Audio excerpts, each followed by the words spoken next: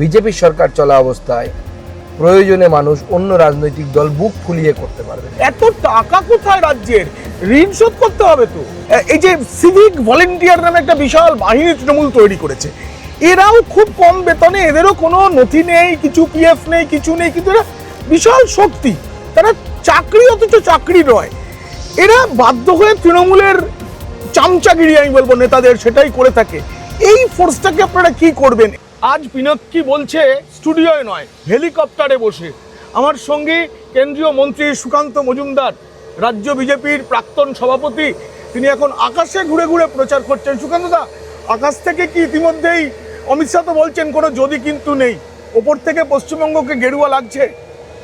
দেখুন, মাননীয় গৃহমন্ত্রী যেরকম বলেছেন, আমরা তার আগে থেকে সেটা আমরা অনুভব করতে পারছি যে মানুষের মধ্যে অভূতপূর্ব একটা পরিবর্তন এসেছে এবং মানুষ সিদ্ধান্ত নিয়েছে যে পরিবর্তন এবার হবে, এবং সেই জন্য গোটা বাংলা এই মুহূর্তে গেরুয়াময় এবং আনএক্সপেক্টেড নাম্বার নিয়ে ভারতীয় জনতা পার্টি ক্ষমতায় আসবে। আপনি লিখে রাখুন। আমরা তো লিখে রাখছি, কিন্তু আপনারা না সব কিছু দেরিতে, এটা কি গুগলি যে সব কিছু হয়ে গেল তারপরে আপনাদের আর ম্যানিফেস্টো, যেটাকে এবার নাম দিয়েছেন ভরসাপত্র, সেটা এত দেরিতে প্রকাশিত হলো, এটা কি গুগলি? দেখুন, আমাদের ভরসাপত্র অন্যান্য রাজনৈতিক দলের যে ম্যানিফেস্টো বা অনেকে ইস্তাহার নাম দিচ্ছেন তাদের মতো নয়, যে কয়েকজন ব্যক্তি টেবিল চেয়ার নিয়ে বসে পড়লো, কাগজের মধ্যে লিখলো আমরা এই কাজ করব, তার বেশি কিছু এই লেখা হয়ে গেল, তার বেশি কিছু বিষয় নেই তাদের। আমাদের ম্যানিফেস্টো যখন তৈরি হয়েছে, তার জন্য ডেডিকেটেড ফোন নাম্বার, মানে WhatsApp number, dedicated mail ID, কিছু সংস্থার সাথে সরাসরি দেখা করা, আমাদের নেতৃত্ব যারা দেখা করেছে, এবং যে ম্যানিফেস্টো কমিটি যার চেয়ারম্যান এবং কো চেয়ারম্যান আমাদের তাপস রায় এবং ডক্টর অশোক লাহিড়ির মতো লোকেরা ছিলেন, এবং আরও তাদের সাথে অনেকে ছিলেন, তারা প্রত্যেকে সমাজের বিভিন্ন জায়গায় দেখা করেছেন। ড্রপ বক্স রাখা হয়েছে, ওপিনিয়ন নেওয়া হয়েছে, সাংবাদিকরাও দিয়েছি, আমাদেরকেও বলা হয়েছিল। হ্যাঁ, সাংবাদিকদেরকেও বলা হয়েছিল যে আপনারা আপনাদের সাজেশন নিন, এবং গোটা পশ্চিমবঙ্গের এরকম কয়েক লক্ষ সাজেশনকে নিয়ে তারপরে সেটাকে সাজিয়ে গুছিয়ে তারপরে সেটাকে কনসাইজ করে যা দরকার বাংলার জন্য এবং যেটা করা সম্ভব।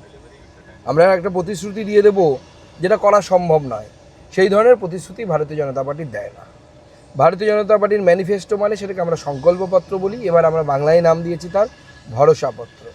অতএব যার উপর ভরসা রাখা যায়, তো স্বাভাবিকভাবে আমরা বাংলার মানুষের মন থেকে ভয় কাটিয়ে ভরসার সরকার আনতে চাই। এখন যে সরকার চলছে ভয়ের সরকার, তৃণমূলের বিরুদ্ধে কিছু বলা যাবে না, করা যাবে না, ফ্ল্যাগ বাড়ির সামনে জোর করে ফ্ল্যাগ লাগালেও আমাদের কিছু বলার নেই। এই ভয় থেকে আমরা বের করতে চাই।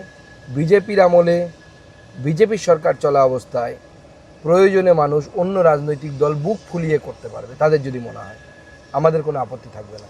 একটা জিনিস দেখা যাচ্ছে যে আপনাদের যে ভরসাপত্র, তাতে মহিলাদের অনেক কিছু দিক দিয়ে ভরসা দেওয়ার চেষ্টা হয়েছে। এটা কি মমতা বন্দ্যোপাধ্যায়ের দিকে মহিলা ভোট যায়, লক্ষ্মীর ভাণ্ডার, কন্যাশ্রী, এগুলোর কমব্যাট করা, নাকি আপনারা মহিলা সশক্তিকরণের জন্য এত কিছু, শুধু টাকা নয় আরও অনেক কিছু দিচ্ছেন? দেখুন, আমাদের ভরসাপত্র বা ম্যানিফেস্টোতে আমরা মহিলাদের জন্য অনেকগুলো স্কিম আমরা এনেছি। আমি 2-4টে আপনার সাথে শেয়ার করি। আগে, প্রতি মাসে আমরা 3000 টাকা করে মহিলাদের অ্যাকাউন্টে দেব। আমরা পশ্চিমবঙ্গ ইউনিট তার নাম ভেবেছি অন্নপূর্ণা ভাণ্ডার। 3000 টাকা করে আমরা দেব। কোনো মেয়ে যখন হায়ার স্টাডিজের জন্য যাবে তাদেরকে 50,000 টাকা আমরা দেব। মহিলারা বাসে উঠলে, সরকারি বাসে উঠলে তার কোনো টিকিট লাগবে না, বিনা পয়সায় তারা যাতায়াত করতে পারবেন। গর্ভবতী মহিলারা 21,000 টাকা গর্ভবতী অবস্থায় তিনি পাবেন। শুধু তাই নয়, তার পরের 6 মাস তাদেরকে পুষ্টিকর খাবার যুক্ত 6টি কিট, অর্থাৎ পোষণ কিট যাকে বলে, যার মধ্যে উপযুক্ত খাবার থাকবে। অনেকে ম্যালনিউট্রিশনে ভোগেন, রক্তাল্পতায় ভোগেন। আমাদের রাজ্যে প্রসবকালীন মৃত্যু অনেক বেশি। এই ধরনের বিভিন্ন প্রকল্প নেওয়া হয়েছে। পুলিশে বা এবং অন্যান্য সরকারি চাকরিতে আমরা মহিলাদেরকে 30% আমরা রিজার্ভেশন, 33% রিজার্ভেশন দেবো, যেটা আমরা আগামী দিনে বিল এনে লোকসভা রাজ্যসভাতেও আনতে চলেছি। তো এবার এই 33% আমরা রিজার্ভেশন চাকরিতেও দেবো, শুধুমাত্র জনপ্রতিনিধিতে থাকবে তা নয়। এবার প্রশ্ন হচ্ছে শুধু এর সাথে সাথে আমি এটাও বলি যে মহিলাদের সুরক্ষাকে আরও সুরক্ষিত করার জন্য, আরও ভালো করার জন্য আমরা দুর্গা স্কোয়াড তৈরি করব মহিলাদের দ্বারা। পুলিশেও মহিলাদের অন্তর্ভুক্তি আমরা বাড়াবো। তবে বেশ কয়েকটি আপনার সামনে বললাম, উদ্দেশ্য একটাই, মহিলাদের সশক্তিকরণ। মমতা বন্দ্যোপাধ্যায়ের কাউন্টার না। কারণ বাংলার যদি আপনি সমাজ দেখেন, বাংলার সমাজকে যদি আপনি স্টাডি করেন, পড়েন, বাংলার সমাজ কিন্তু হচ্ছে মহিলা নির্ভর, মা বোনেদের নির্ভর। আমি আমার ব্যক্তিগত জীবনে যা অ্যাচিভ করেছি, আমার মা না থাকলে আমি পারতাম না। তিনি আমাকে পড়িয়েছেন, তিনি আমার প্রথম মাস্টারমশাই বা দিদিমণি যাই বলুন না কেন, তিনি আমাকে এই জায়গায় ব্যক্তিগত জীবনে পৌঁছতে সবথেকে বেশি তার কন্ট্রিবিউশন আছে। তো এই বিষয়টি বাংলার ডিএনএতে আছে, বাংলার চরিত্রে আছে। বাংলার সমাজ হচ্ছে মাতৃতান্ত্রিক সমাজ, সেই জন্য আমরা মহিলাদের সশক্তকরণ করতে চাই। একজন মহিলা যদি শক্তিশালী হয়, গোটা পরিবার শক্তিশালী হবে। এই বাস ভাড়া বলছিলেন না, বিনা পয়সায় মহিলারা যাতায়াত করবেন, খুব ভালো, কিন্তু বাস কোথায়? এখন তো সরকারি বাসই নেই পশ্চিমবঙ্গে। দেখুন, সরকারি বাস এই জন্য নেই কারণ কেন্দ্র সরকার যে প্রকল্পগুলো আনে, জওয়াহরলাল নেহরু প্রকল্প আছে আপনারা জানেন, আরবান এলাকাতে বাস দেওয়া হয়, ইলেকট্রিক বাস দেওয়া হয়, তার একটা ম্যাচিং গ্র্যান্ডও থাকে। আমাদের রাজ্য সরকারের পয়সা নেই, তাই তারা বাস কিনতে পারছে না। বিজেপি সরকার এলে আমরা বাস শুধু বাড়াবো নয়, আমাদের প্ল্যান আছে এই বাসগুলো অপ্রচলিত শক্তি অর্থাৎ ইলেকট্রিক বা এই ধরনের যে শক্তিগুলো আছে, বায়োডিজেল হতে পারে বা অন্য কিছু হতে পারে, সেই ধরনের বাসের সংখ্যা আমরা বাড়াবো, যাতে আমাদের পশ্চিমবঙ্গে বড় শহরগুলোতে বিশেষ করে বা ইন্ডাস্ট্রিয়াল যেটুকু আছে, দুর্গাপুর আসানসোলও, যাতে আগামী দিনে পলিউশনের মাত্রা কিছুটা হলেও কমানো যায়। মানে এছাড়াও আপনারা সপ্তম বেতন কমিশন দেবেন, কেন্দ্রীয় হারে ডিএ, বকেয়া ডিএ মেটাবেন। এত টাকা কোথায় রাজ্যের? ঋণ শোধ করতে হবে তো। দেখুন, আমি সবার জন্য যে প্রকল্পগুলো আমাদের সরকার করবে, আপনি যার কয়েকটি উল্লেখ করেছেন, এক বেকার যুবকদের জন্য 3,000 টাকা ভাতা, সপ্তম বেতন পে কমিশন কেন্দ্রীয় হারে ডিএ সরকারি কর্মচারীদের জন্য, যারা আশা ওয়ার্কার বা কলেজে যারা পার্ট টাইম করে, স্যাক টিচারদের একটা বিশেষ সমস্যা আছে। সেই সমস্ত কলেজের টিচারদের কোনো এই 2009-এর পর থেকে কোনো আর জিও বেরোয়নি, গভর্নমেন্ট অর্ডার নেই তারা যে স্যাক টিচার, আমরা তাদের জন্য জিও বের করব। এবং সমস্ত এই যারা সরকারি হয়েও সরকারি নয় আর কি, তাদের জন্য উপযুক্ত একটা বেতন আমরা তার সাম্মানিক আমরা দেওয়ার চেষ্টা করব। এখন যে টাকা দেওয়া হয় তাতে সংসার চলে না, প্যারা টিচারদের সংসার চলছে না, আত্মহত্যা করতে বাধ্য হচ্ছে। তাদেরকে কেন্দ্রীয় সরকার যে টাকা দেয় সেই টাকাটাও পৌঁছে দেয় না এই রাজ্য সরকার, বরঞ্চ সেখান থেকে কেটে সবুজ সাথী সাইকেল, ব্যাগ এইসব দেওয়ার ব্যবস্থা। মানে যে টাকা আছে পরিকল্পিতভাবে খরচ করলে সব সম্ভব। একদম পরিকল্পিতভাবে খরচ করলে সব সম্ভব। শুধু তাই নয়, কেন্দ্র সরকারের কাছ থেকে আমরা যে হেল্প পাবো, এই জন্যই তো ডবল ইঞ্জিন সরকার দরকার। তাই তো আমরা বারবার বলছি, পিছিয়ে পড়া বাংলার দরকার ডবল ইঞ্জিন সরকার। এ তো স্লোগান হলো। আমার না, আমি আপনাদের ভরসাপত্র খুঁটিনাটি পড়েছি, একটা বিষয় উল্লেখ নেই, আমি আপনাকে জিজ্ঞেস করি। সেটা হচ্ছে এই যে সিভিক ভলেন্টিয়ার নামে একটা বিশাল বাহিনী তৃণমূল তৈরি করেছে, এরাও খুব কম বেতনে, এদেরও কোনো নথি নেই, কিছু পিএফ নেই, কিছু নেই, কিন্তু এরা বিশাল শক্তি, তারা চাকরি অথচ চাকরি নয়, এরা বাধ্য হয়ে তৃণমূলের চামচাগিরি আমি বলবো নেতাদের, সেটাই করে থাকে। এই ফোর্সটাকে আপনারা কি করবেন? এদেরকে প্রশিক্ষণ ইত্যাদি। দেখুন, আমাদের এই সিভিক ভলেন্টিয়ার ভাইয়েরা যারা আছে, তারা যে পরিমাণ মাইনে পায় তাতে তাদের সংসার চলে না, এমনকি অনেকে বিয়েও পর্যন্ত করতে পারছে না, পাত্রী জুটছে না। তো এই পরিস্থিতিতে ভারতীয় জনতা পার্টি, আমি যেমন আশাকর্মী থেকে শুরু করে সবার কথা বললাম, এর মধ্যে তাদের অধিকারও ইনক্লুডেড আছে, সিভিক ভলেন্টিয়ারদেরও অধিকার ইনক্লুডেড আছে। তাদেরকে উপযুক্ত পরিকাঠামো দিয়ে তাদের যে কাজ তাদের করা উচিত। সিভিক ভলেন্টিয়ার নিয়োগ করে তো মুখ্যমন্ত্রী, পুলিশ নিয়োগ করা তো বন্ধ করে দিয়েছে, পুরো পুলিশ ব্যবস্থাটাই ভেঙে পড়তে বসেছে, হোমগার্ডের নিয়োগ নেই। তো স্বাভাবিকভাবে আমরা এই সিভিক ভলেন্টিয়ারদের তাদের উপযুক্ত বেতন, যে বেতন কাঠামো, সেই বেতন কাঠামোকে ঠিক করব। তাদের জব যাতে সিকিওর হয়, চাকরি যাতে সুরক্ষিত হয়, তার জন্য ভারতীয় জনতা পার্টির সরকার আগামী দিনে ব্যবস্থা নেবে। এত বড় একটা ফোর্স তৈরি হয়েছে, এটাকে তো এইভাবে ছেড়ে দেওয়া যায় না, ফেলে দেওয়া যায় না।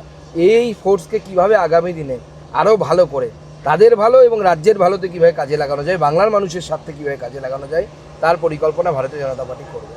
আমার কাছে একটা সত্যিই প্রশ্ন ছিল যে সিভিক ভলেন্টিয়ারদের কি হবে, এটা নিয়ে আমি যে কোনো মানে বিজেপির কেন্দ্রীয় নেতা, রাজ্যের নেতা, তাদের কাছে প্রশ্ন করব ঠিক করেছিলাম। আজকে উত্তরটা পেয়ে গেলাম কেন্দ্রীয় প্রতিমন্ত্রী সুকান্ত মজুমদারের থেকে।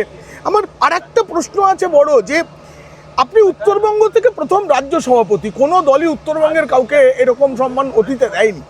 তো সেখানে দাঁড়িয়ে উত্তরবঙ্গের জন্য দেখলাম এবার অনেক ঘোষণা হচ্ছে, তাতে নিশ্চয়ই আপনি খুশি? দেখুন, উত্তরবঙ্গের মানুষ বহুদিন থেকেই বঞ্চিত, কোনো সরকারই দেখেনি উত্তরবঙ্গকে। আমাদের উত্তরবঙ্গের জিওগ্রাফিক্যাল এরিয়া হচ্ছে 18%, মানুষও বাস করে 18% পশ্চিমবঙ্গে, আর বাজেট বরাদ্দ থাকে হচ্ছে 33 পয়সা 34 পয়সা। এই হচ্ছে আমাদের বাজেট বরাদ্দ। গত বছর বাজেটে 961 কোটি টাকা ছিল, যেখানে মাদ্রাসার বাজেট হচ্ছে 5000 কোটি টাকা পশ্চিমবঙ্গে। এটা দুর্ভাগ্য। আমাদের কেন্দ্র সরকার চেষ্টা করেছে এশিয়ান হাইওয়ে 2 থেকে শুরু করে বাগডোগরা এয়ারপোর্ট থেকে শুরু করে দ্বিতীয় করনেশন সেতু সমস্ত কিছু ঢেলে দেওয়ার চেষ্টা করেছে। তার সাথে সাথে আমাদের যে ভরসাপত্র, সেই ভরসাপত্রে আমরা উল্লেখ করেছি আগামী দিনে পশ্চিমবঙ্গে বিজেপির সরকার তৈরি হলে উত্তরবঙ্গের সেটাই হবে, ঠিক যেমন দক্ষিণবঙ্গের রেপ্লিকা, দক্ষিণবঙ্গের প্রতিলিপি। একটা আইআইটি হবে, এইমস হবে, শিক্ষা প্রতিষ্ঠান হবে, এবং তার সাথে সাথে আইএমএম হবে, আইআইএম হবে, ক্যান্সার হসপিটাল, হ্যাঁ ক্যান্সার হসপিটাল হবে। এবং এর সাথে সাথে আমরা উত্তরবঙ্গের যে যোগাযোগ ব্যবস্থা, উত্তরবঙ্গের একদম শেষ প্রান্ত থেকে দক্ষিণবঙ্গের শেষ প্রান্ত সুন্দরবন পর্যন্ত একটা হাই স্পিড হাইওয়ে আমরা বানাবো, যার মধ্যে দিয়ে মানুষ খুব কম সময়ের মধ্যে টোটাল মানে নর্থ ইস্ট পার্ট থেকে সাউথ ইস্ট পার্টে 8 ঘন্টার মধ্যে পৌঁছে যেতে পারবে। এই ধরনের পরিকাঠামো আমরা গঠন করার চেষ্টা করব। আর উত্তরবঙ্গের যে শিক্ষা প্রতিষ্ঠান, উত্তরবঙ্গের চিকিৎসা ব্যবস্থা খুব অনুন্নত, আপনারা জানেন। বিশ্ববিদ্যালয় সবথেকে প্রাচীন বিশ্ববিদ্যালয় উত্তরবঙ্গের নর্থ বেঙ্গল বিশ্ববিদ্যালয় বা উত্তরবঙ্গ বিশ্ববিদ্যালয়, সেটিও ঢুকছে এই মুহূর্তে, তার ভাইস চ্যান্সেলর পর্যন্ত নেই। স্বাভাবিকভাবে এখানে একটি স্পোর্টস ইউনিভার্সিটির কথা মাননীয় গৃহমন্ত্রী গতকালও সভা থেকে উল্লেখ করেছেন। প্রত্যেকটি জেলায় আলাদা আলাদা এই ধরনের চিন্তাভাবনা আমরা করব। কোথাও আইআইএম হবে, কোথাও এইমস হবে, কোথাও শিক্ষা প্রতিষ্ঠান হবে, স্পোর্টস। বিমানবন্দর তো অলরেডি উত্তরবঙ্গে আছে, সেগুলোকে চালু করা দরকার। সেই চালুর কাজটাই রাজ্য সরকার করছে না। আমার নিজের এলাকার বিমানবন্দর নিয়ে রেখেছে রাজ্য সরকার নিজের হাতে, ক্ষমতা নেই চালু করার। মানে বালুরঘাটের কথা বলছেন? আমি তো ভাবছি গোটা বাংলাটাই এখন আপনার নিজের এলাকা। রাজ্য সভাপতি হয়েছেন, কেন্দ্রীয় মন্ত্রী। আমি একটা বিষয়ে যাব, আপনি শিক্ষামন্ত্রী, কেন্দ্রীয় শিক্ষা দপ্তরের প্রতিমন্ত্রী রয়েছেন, আপনি এমনি নিজেও শিক্ষক। এই রাজ্যের শিক্ষা ব্যবস্থার উন্নতিটা, সেইটার জন্য সঠিক কী পরিকল্পনা রয়েছে? দেখুন, এই রাজ্যের শিক্ষা ব্যবস্থার অবস্থা শোচনীয়, আপনারা জানেন। পশ্চিমবঙ্গের দুটো বিশ্ববিদ্যালয়, কলকাতা স্বনামধন্য বিশ্ববিদ্যালয়, আর অনেক বিশ্ববিদ্যালয় আছে, যাদবপুর, দুটোরই এনআইআরএফ র্যাঙ্কিংয়ে গতবারের থেকে পদস্খলন হয়েছে, নিচে নেমে গেছে। কিউএস র্যাঙ্কিংয়ের কথা ছেড়েই দিন।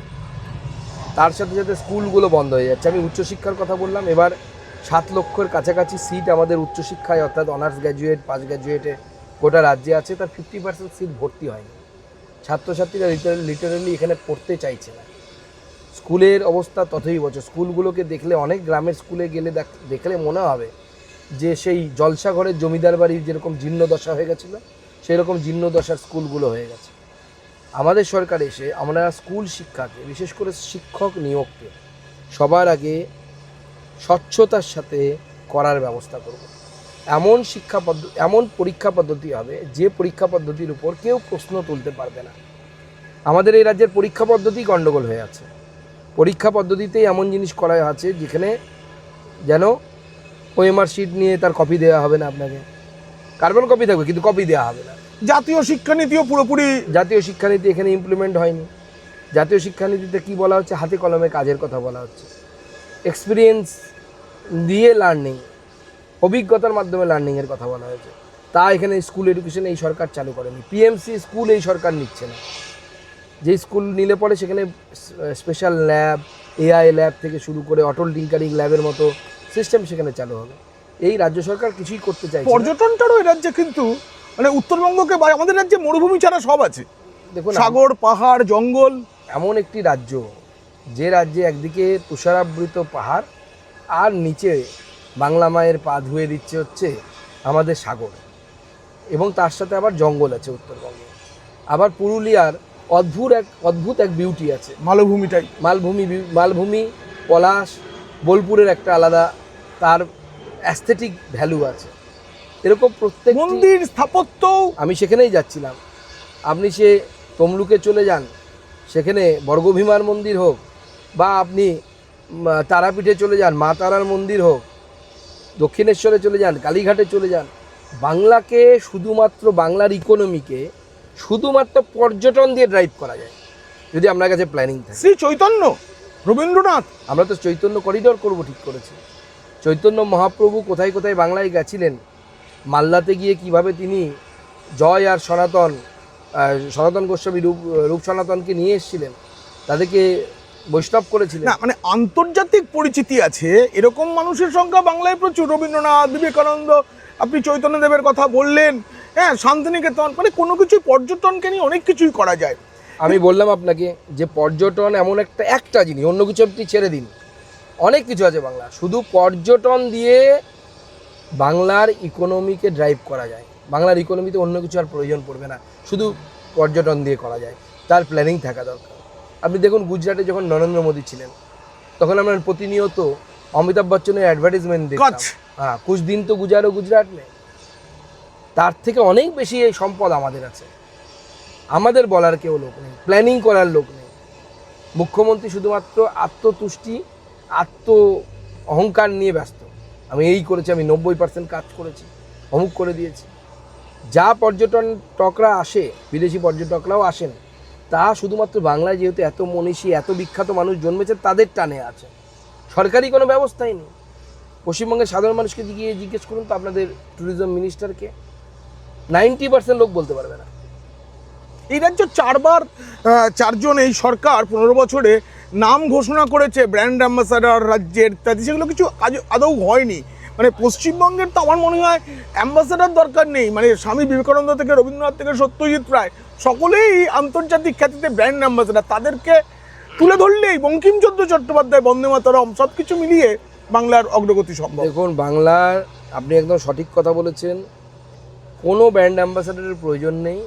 আমাদের কাছে চৈতন্য মহাপ্রভু থেকে শুরু করে, রবীন্দ্রনাথ ঠাকুর থেকে শুরু করে, বিবেকানন্দ, শ্রীরামকৃষ্ণ, কাকে ছেড়ে কাকে ধরবেন? যেখানে যাবেন, যে জেলাতে যাবেন, আপনি জঙ্গিপুরে চলে যান, শরৎচন্দ্র ঠাকুর। আমরা এদিকে আসুন, শরৎচন্দ্র চট্টোপাধ্যায় নৈহাটিতে আমরা মিউজিয়াম করব, বন্দে মাতরম মিউজিয়াম করব, প্ল্যানিং করেছি আমরা, আমাদের ভরসাপত্রে লিখেছি। তো বাংলার যেটা দরকার হচ্ছে প্ল্যানিং। বিশ্বের দরবারে এই বাংলার পর্যটন যে স্পৃহা, তাকে নিয়ে যাওয়া। বাংলার যে স্পৃহা আছে, আমরা অ্যাসপিরেশনাল, আমরা চাই তার ব্র্যান্ডিং করা। আপনি নৈহাটিতে নামবেন, সাপোজ ধরুন আমি বলছি, বা মিউজিয়াম তৈরি হলো, বন্দে মাতরম মিউজিয়াম, সেখানে স্পেশাল টি শার্ট পরে কিছু যুবক যুবতী দাঁড়িয়ে থাকবে, তারা আপনাকে হিস্ট্রি বলবে, তারা গাইড, তাদের প্রশিক্ষণ। পর্তুগিজ এলে পর্তুগিজ ভাষায় বলবে, স্প্যানিশ এলে স্প্যানিশ। এটাও তো কর্মসংস্থান, বিরাট বড় কর্মসংস্থান রাজস্থান করে দেখিয়েছে। আমাদের এখানে প্ল্যানিং করার লোক নেই। এই প্রতিবেদন কেমন লাগলো জানিয়ে অবশ্যই মন্তব্য করবেন। ভালো লাগলে বন্ধুদের, খারাপ লাগলে শত্রুদের শেয়ার করবেন। আপনারা খুব খুব ভালো থাকবেন।